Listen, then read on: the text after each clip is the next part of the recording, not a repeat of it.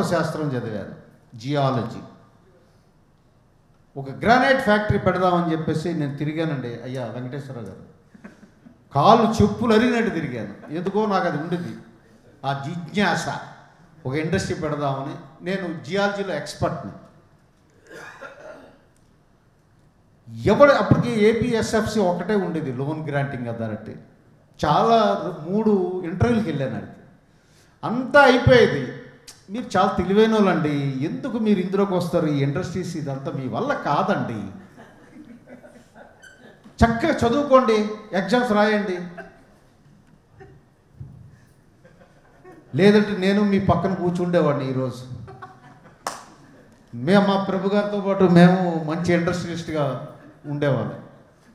అంటే ఇప్పుడు ఆ పీరియడ్ నుంచి మారిపోయింది ఇండస్ట్రీస్ కానీ ఎంటర్ప్రెన్యూర్ కానీ. Because this government slogan is every entrepreneur from one house by 2030. That is our goal, that is our aim.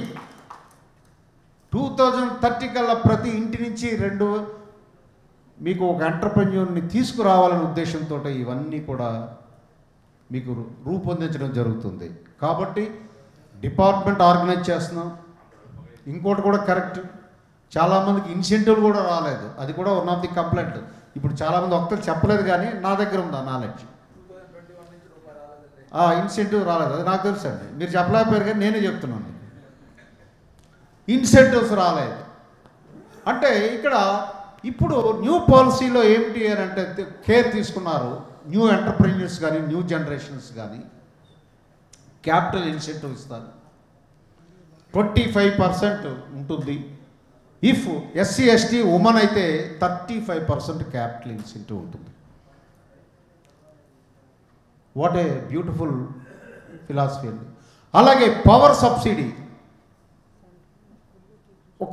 ఒక యూనిట్కి రూపాయి పవర్ సబ్సిడీ ఇస్తూ maximum ceiling 1 lakh per annum ఇచ్చారు. అది కూడా అద్భుతమైనటువంటిది. చాలామంది కొలేటరల్ సెక్యూరిటీ మాకు లేదండి, లేకపోవడం వల్ల మాకు లోన్స్ రావట్లేదు అనండి, క్యాపిటల్ మీకు వర్కింగ్ క్యాపిటల్ మేము ఇబ్బందులు పడుతున్నాం అంటున్నారు.